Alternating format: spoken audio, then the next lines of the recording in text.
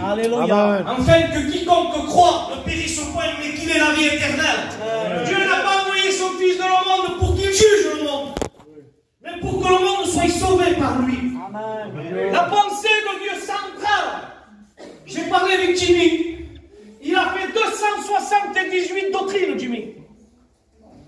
J'ai été choqué de la connaissance qu'il avait. Je suis allé avec lui au bureau, il faillit par là, il faillit par là, il faillit par là. C'est un monstre. Isaac Hoffman, on parlait avec lui, il disait, c'est le gâté, il est gâté de Dieu, c'est le gâté de Dieu. Je ne sais pas ce qu'il a reçu. C'est incroyable, c'était un phénomène. Dans la connaissance et dans la doctrine. Et il me disait, mon fils, oui Jimmy, mon fils, écoute bien, et moi je vous transmets ce soir. Il me disait, la Bible, tout entière, elle a été écrite pour une seule pensée. Imagine, si Dieu voudrait te faire écrire, il dit, si vous voulez écrire, juste, la profondeur de son amour, la Bible, les bibliothèques, n'auraient pas la capacité pour pouvoir écrire l'amour de Dieu. Elle a été écrite, parce que Dieu nous a tant aimés. Il y a 613 lois dans l'Ancien Testament. Il y en a 1010 dans le Nouveau. Tout ça, c'est écrit parce que Dieu a voulu témoigner à l'homme et à la femme l'amour dont il l'aimait. J'aimerais vous prêcher quelqu'un ce soir. Pas un homme. Le Fils. Le seul qui peut résoudre ton problème ce soir. Le seul qui peut venir et te dire, quelle maladie tu as? Seigneur, dis-moi quel c'est. Parfois on dit, c'est une maladie de ce siècle. Non, moi je le dis, j'ai pas peur. J'ai une tumeur, j'ai un cancer. Comme le frère a témoigné, Michael. Jésus vient, je te guéris. Qu'est-ce qu'on dit? Dieu est capable de te guérir. Mais écoute, Hébreux 11, mais la foi vient de ce qu'on entend. Non, Romains 10, 17, ce qu'on entend vient de la parole de Dieu. Tu as besoin ce soir de mettre ta foi en action. Ce n'est pas le serviteur. Regarde pas le serviteur. Regarde la Bible. Regarde Jésus. Amen. Regarde ton besoin. Amen. Et sois, il dit en toi-même, Seigneur, parle-moi. Seigneur, sauve-moi. Seigneur, fais-moi revenir à toi. Seigneur, délivre-moi. Combien de temps ça fait que tu viens à la réunion, Seigneur? Pour certains, le rating, on dit. Il y en a 5 ans qui viennent, 10 ans, 15 ans, 20 ans, 30 ans que tu viens. Tu n'es même pas sauvé. C'est normal ça?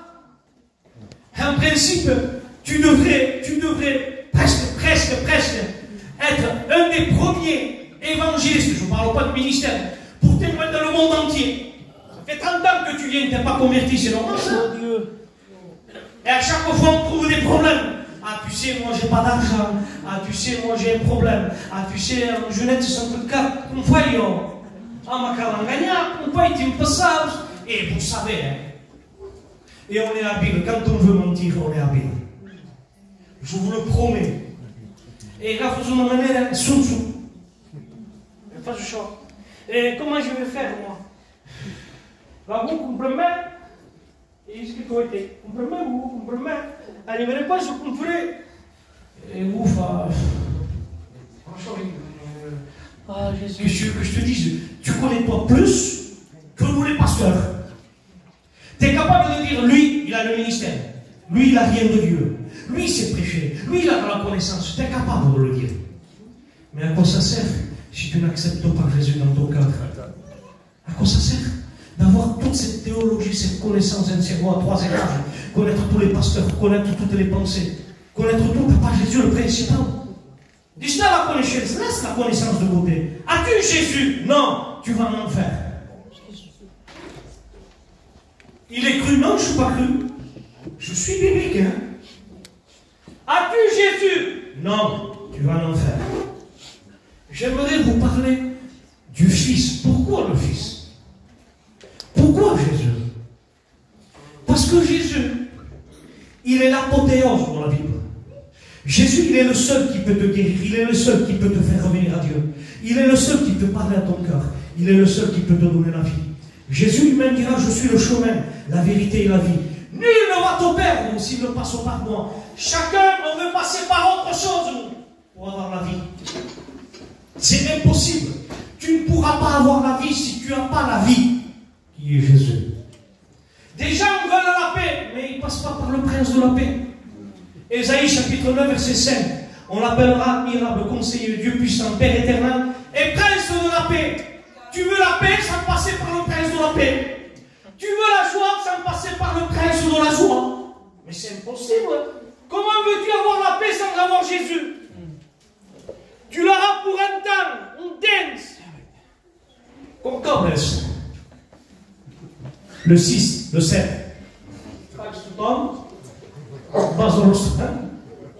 Bas au flunch, et pas n'importe quel flunch, pas les cannes. Bas au flunch, tu vas au flunch, tu manges un peu évidemment mon morceau, parce qu'il tout reste. Ah, ça y est, Seigneur, je me réjouis, ça y est. Et quand ça arrive vers le 15, le 16, le 17, le 18, le 19, le 20, et ça descend, et ça descend, et ça descend, et ça descend. Ben oui, parce que tu n'as pas la vraie joie. Vous connaissez ces cantiques qu'on chante des anciens? La paix dans la souffrance. Un chrétien, il a la paix même quand il souffre. Parce que son cœur, il se repose en Dieu. Amen. J'aimerais vous prêcher le Christ ce soir. Amen. Vous savez, Jésus, il est l'apothéose des apôtres. Jésus, il est l'excellent prophète. Il est le prophète des prophètes. Pourquoi? Pourquoi il est le prophète des prophètes? Parce qu'il est le centre de la révélation des prophéties. Il y a à peu près 500 prophéties dans l'Ancien Testament qui dévoilent le Christ. Mais lui, il est la prophétie. Il est le prophète des prophètes. Il est le Silo. Le Silo, le havre de paix. Il est le Machia, le Messie. Il est celui qui devait venir. Il est le seul qui peut te guérir.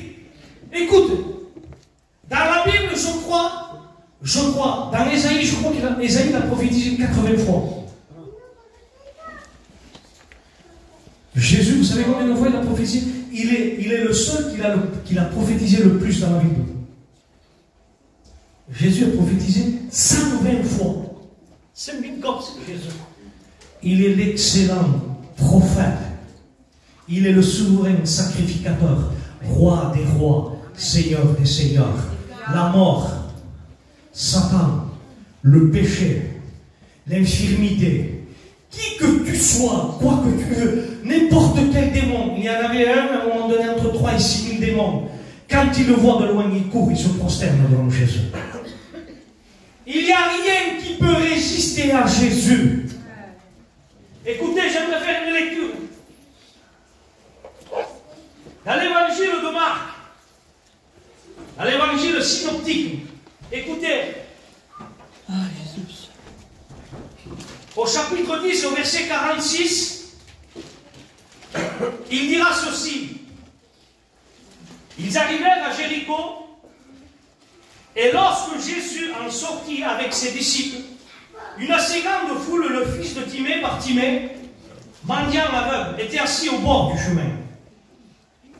Il entendit que c'était Jésus de Nazareth, et il se mit à crier, « Fils de David, Jésus, aie pitié de moi !» Plusieurs le reprenaient pour le faire taire, mais il criait beaucoup plus fort, « Fils de David, aie pitié de moi !» Jésus s'arrêta et dit, « Appelez-le !» Ils l'appelèrent l'aveugle en lui disant, « Prends courage, lève-toi, il t'appelle. » Verset 50, l'aveugle se jeta son manteau et se leva d'un bond, vint vers Jésus. Et Jésus, prenant la parole, lui dit, « Que veux-tu que je te fasse ?»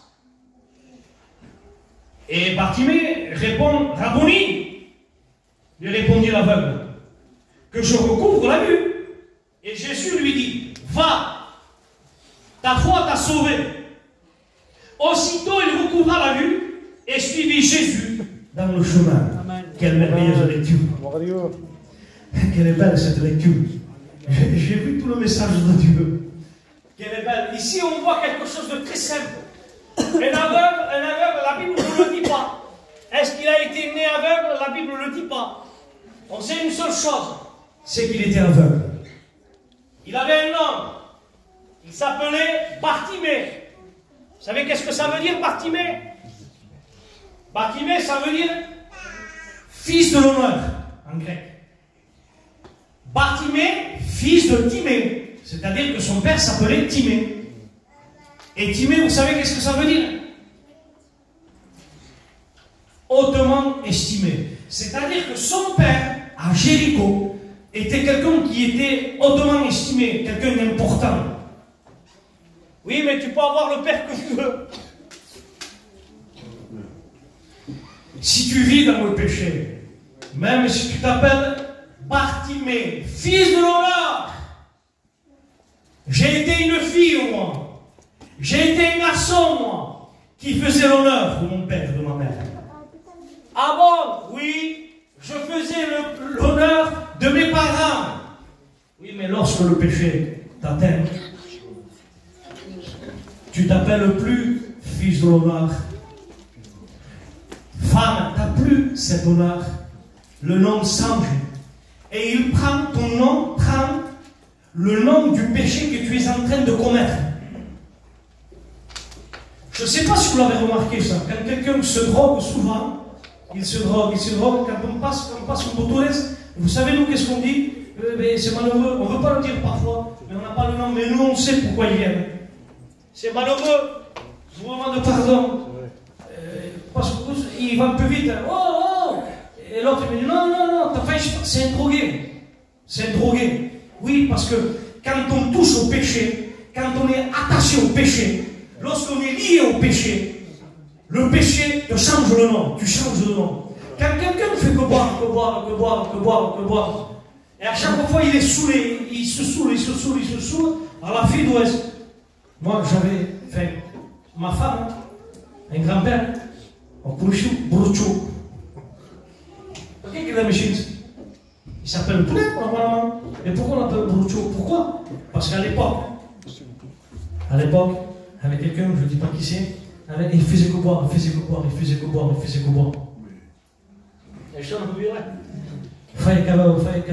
Et soi-disant que tellement qu'il buvait, l'alcool ne faisait presque plus effet.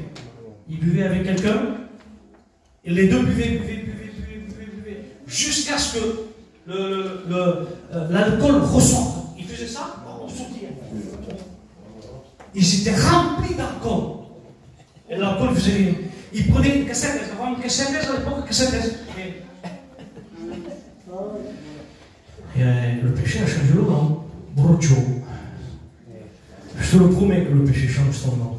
Le péché change ton caractère. Même que tu sois quelqu'un qui est honorable. Je te le promets, lorsque tu touches le péché. De toute façon, tous ont péché. Romains 3, 23.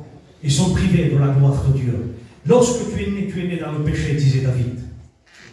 Tu vas me dire, pourquoi Tony, moi, je suis né dans le péché? C'est pas ma faute, moi, j'ai rien fait. Alors explique-moi, Tony, pourquoi moi, quand je n'ai rien demandé, moi, pourquoi je suis né dans le péché? Pourquoi tu es né dans le péché? Mais parce que ton père, qui est le premier des hommes, avait désobéi.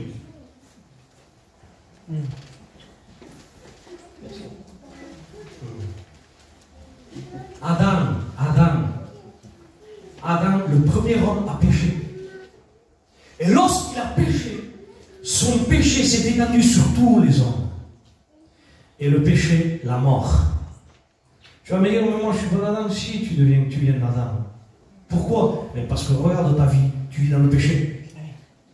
Ah non, je suis un coucou bébé. Quand je vois un portefeuille qui tombe dans le paillot sur le sac, ils sont durati questo non è. Alzo una fa, io sono tornato. Ah, qui se brave. Moi, quand j'entends, mais bon, maintenant, je vous le dis, ça s'entend plus, ça se veut plus. L'autre, il mange pas, on met chacun, on met la main à la poche, d'accord. Allez, 10 euros, bis, je suis un bon gitan. C'est faux. Moi, je ne sors pas, je ne vais pas en boîte. Moi, avec le respect que je vous dois, je ne trompe pas ma femme, je suis quelqu'un de sérieux. je reste à la maison. Je mange normalement, je ne me bats pas avec personne. J'ai mon travail. Est-ce que tu as accepté Jésus? Tu as le Fils? Non. Tu vas en enfer si tu meurs. Et je dois lui retourner. Non, je ne suis pas méchant. As-tu Jésus? Non. Si tu meurs, tu vas en enfer. Vous voulez que je vous dise du violon? Vous voulez une bonne prédication? T'as pas Jésus, tu vas en enfer si tu meurs. Et si Jésus revient, tu restes là. Tu passes par la grande tribulation. 7 ans de souffrance. Les enfants voudront manger. Pour l'espace. Comme Tony, tu ne pourras pas. Il faudra que tu marques sur ta main 666. Et nous, le peuple de Dieu, et nous, même aux gitanos, même ceux qui ne connaissent pas Dieu, ils savent, ils connaissent ça. Ça, c'est la première période des 3 ans et demi. La deuxième période, il faudra que tu l'acceptes sur le fond. Ça veut dire pleinement conscient que tu vas en faire, que tu acceptes le chiffre de la bête. Dans l'Apocalypse, si j'ai trouvé un texte, après les frères, si vous voulez, je vous le donne. Mais là, je ne m'en souviens pas. J'ai trouvé un texte à un moment donné, il dit que le soleil s'est levé. Avec sa chaleur, il brûlait les hommes, les femmes. Il dit, eux, par orgueil, pour ne pas reconnaître leur péché, ils ne voulaient pas se repentir devant Dieu. Tellement qu'ils avaient de l'orgueil, qu'ils voulaient garder leur péché, leur argent, leur iniquité, leur vice, leur chaîne, leur lien. Ils se disaient à Dieu, on ne se repent pas, ils mourraient brûlés. Comment devient le cœur de l'homme et de la femme sans Dieu? Lorsque le péché rentre dans ton cœur, tu n'as plus de sentiments pour qui que ce soit. Tu vas me dire, il n'y a que les drogués qui le font. Non, eux, ils sont liés, mais toi que tu vis dans le péché, tu sais, tu as des enfants, tu as une femme, et tu ne veux pas accepter Jésus dans ta vie, en sachant que si Jésus revient, tu vas passer par la grande tribulation. Vous croyez qu'on s'amuse en prêchant là? C'est réel. Manico, disez-vous, d'où si vous seriez les frères, à un moment donné, Dieu va montrer l'enfer. Regarde le chameau. Dieu va montrer l'enfer. Il dit que des gens, il entendait des voix. Dieu lui avait montré dans une vision. Et il voyait les gens qui criaient, qui hurlaient. Ils souffraient cruellement. Et il disait, sois. Et si vous regardez dans Luc 16, 19, vous le verrez ça. L'homme riche qui fait ensevelir à un moment donné et il fait amener dans le séjour des morts. Et il dit, je souffre cruellement dans ce plan, il dit, Père Abraham, envoie Lazare. Parce que lui, il est pleinement conscient en enfer. Tu seras pleinement conscient en enfer. Tu vas te rappeler de cette réunion. Moi, je ne voudrais pas. Je ne voudrais pas que tu ailles en enfer. Mais si tu vas en enfer, que tu ne veux pas Dieu. Parce qu'on n'est pas maître. Hébreux 9, 27, il est réservé à l'homme de mourir une seule fois. Après quoi vient le jugement? On peut sortir de là, mort. Non, ne pas si. Vous le savez, je ne veux pas citer des cas. Vous le savez plus que moi. Tu le sais plus que moi. Que l'homme est fragile. La femme, elle est fragile. Aujourd'hui, on est là, et demain, on ne peut pas dire. Je ne sais pas. Si éviter, mais je ne sais pas ce qui peut arriver. On ne sait pas ce qui peut vous arriver demain. Aujourd'hui, tu es là, demain, tu ne sais pas. Cet homme criait à Dieu. Qui dit, Abraham, parce qu'il est conscient de l'enfer.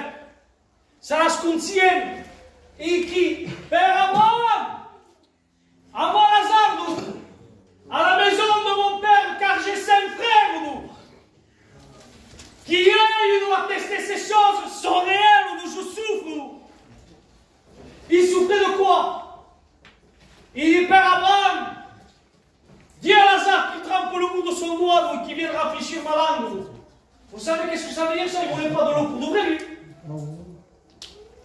Il voulait une goutte, un instant de l'évangile.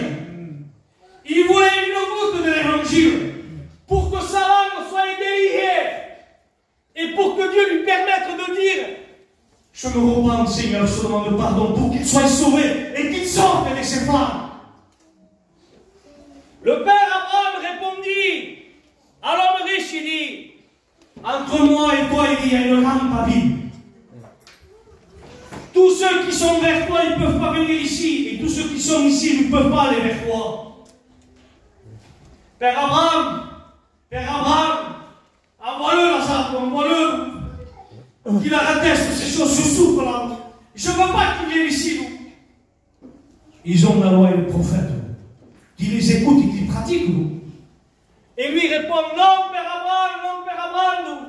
Mais si quelqu'un est mort, ressuscite, nous, les gens vont le croire. Et le Père Abraham dit, non, nous. Même si quelqu'un est mort, ressusciterait, et je ne croirais pas. Maintenant, je te pose la question à toi.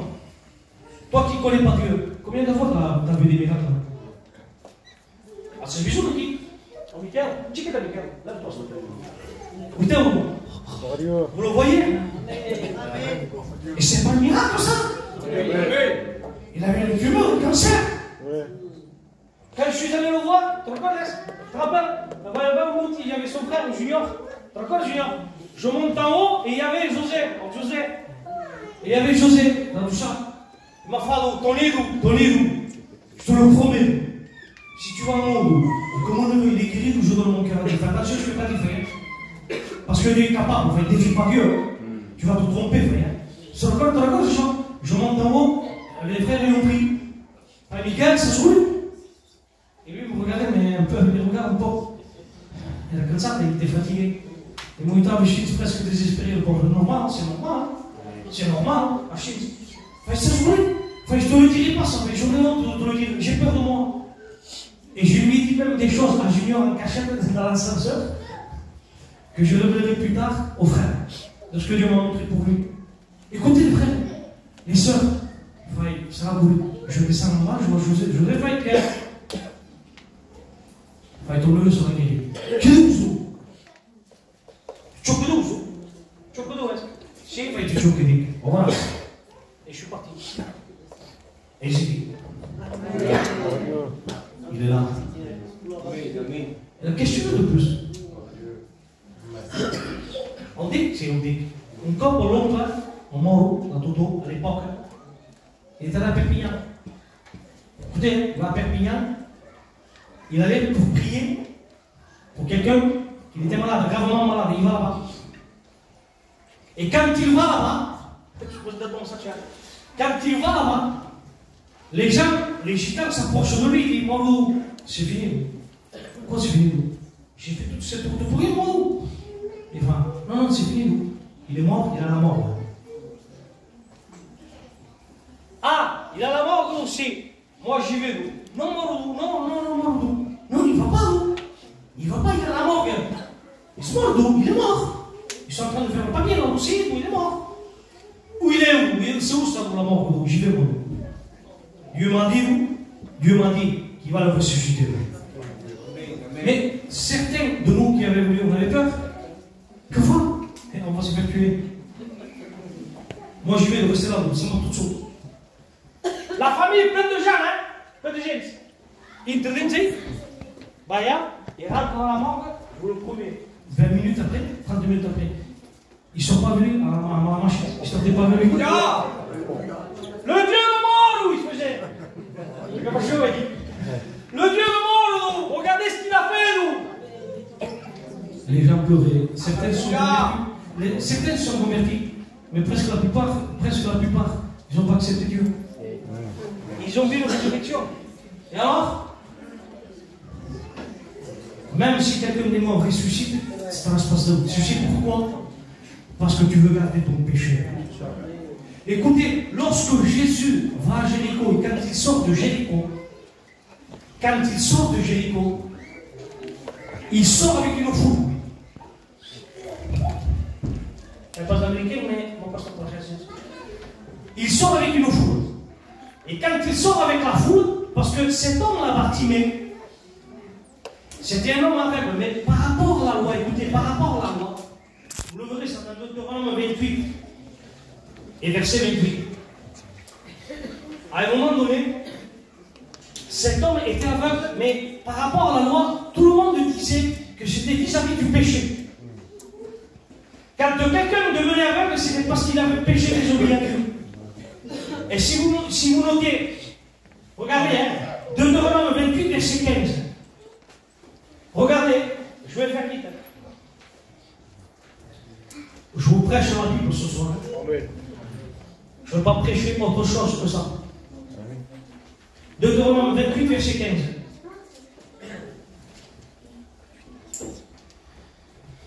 Vous allez voir comment, par rapport à la loi, ces aveugles-là étaient rejetés. Écoutez, hein. Ça, c'était la malédiction de la conséquence de la désobéissance. Si le peuple d'Israël ne voulait pas obéir à Dieu, regardez ce que disait Dieu. Mais si tu n'obéis pas à la voix de l'Éternel, ton Dieu, si tu n'observes pas et ne mets pas en pratique tous ces commandements et toutes ces prescriptions que je te donne aujourd'hui, voici toutes les malédictions qui viendront sur toi et qui vont t'atteindre. Mais maintenant, le verset 28.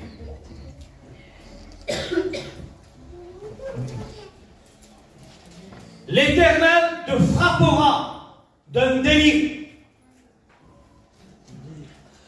d'aveuglement et de déraison. Alors, pour eux, ils se disaient, cet homme-là, Bartimée, c'est un homme qui a péché. Je ne sais pas, peut-être qu'il était marié. Et lorsqu'il était aveugle, les gens le prenaient et le mettaient dehors. Il se levait de bon matin, il était obligé, parce qu'il ne pouvait pas travailler, plus de yeux, il ne voyait rien. Il suivait la foule et il prenait avec lui un manteau. Vous savez pourquoi il prenait un manteau?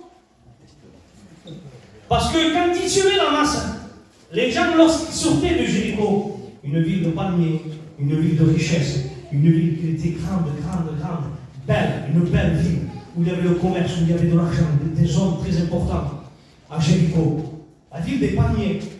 Il dit qu'à un moment donné, cet homme s'en va, et hop, il sortait, il se mettait au bord. Vous savez pourquoi? Parce que des gens éminents, des princes, des rois, rentraient par cette porte. Et lui, il était obligé de mentir. Parce qu'il ne pouvait pas se travailler. Il ne pouvait pas travailler. Vous savez qu'est-ce que ça veut dire, ça? Écoutez, hein. Ce mendiant aveugle était assis au bord du chemin.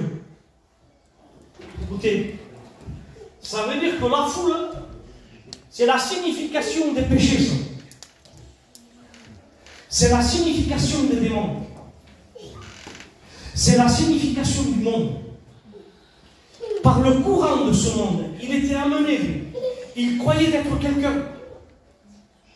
Parce que quand quelqu'un touche le péché, il est aveugle. Le péché aveugle. 2 Corinthiens chapitre 4, verset 4. Le Dieu de ce siècle a aveuglé quoi? L'intelligence des hommes, afin qu'ils ne voyaient pas briller la splendeur de l'évangile. C'est-à-dire que quand le péché touche l'homme, tu deviens aveugle.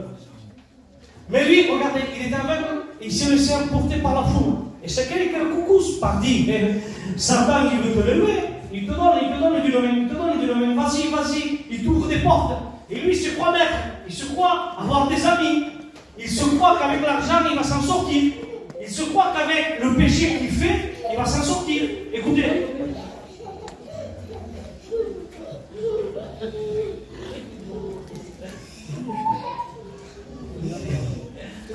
Écoutez, il croit qu'il va s'en sortir, lui.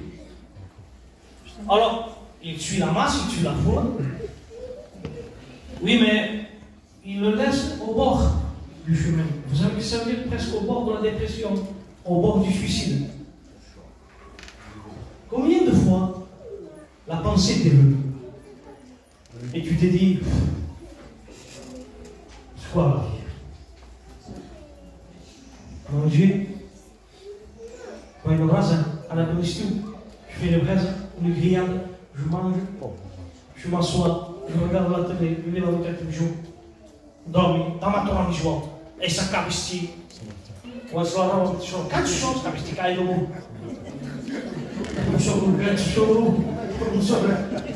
Tonino, oh, cazzo, non si vesti grandissimo vestito, trovo. Grandissimo vestito, cazzo, oh, là, oh, che so, che cazzo, grandino, oh, cazzo, oh, che cazzo, trovo. Ça va dire quoi? Ça va dire pas le nom de la religion. Et toi, il y a des trucs qui m'ont dit, moi, Tony, tu sais, quand je vais à la réunion, il faut m'habiller, il faut que je mette une cravate, je mets 20 minutes pour m'habiller, et quand je vais à la réunion, je reçois une heure de plus, et j'enlève ça, faut que j'enlève ça. Je fais ça, je suis fatigué. Des frères m'ont dit ça. Ça fatigue pas ça?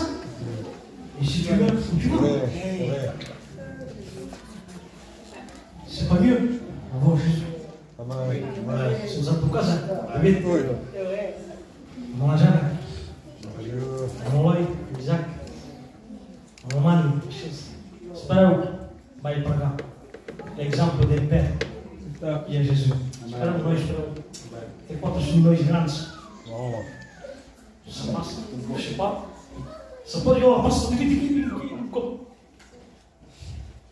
Jésus, tu veux ça pas. Alléluia. Amen. Viens, Seigneur. Je veux t'apporter à la maison, à la cage pour toi. C'est pour l'avoir Jésus. Aujourd'hui, le vice est un petit imbécile. Vous dépasser l'évangile. Et croyez que c'est vice l'évangile. Je n'ai pas de mots avec les Christians. Ceux qui se vont dire, ah là, mais pas où tu prends de l'argent de l'église. Moi aussi, je vais la laisser en deux. Regardez comment Satan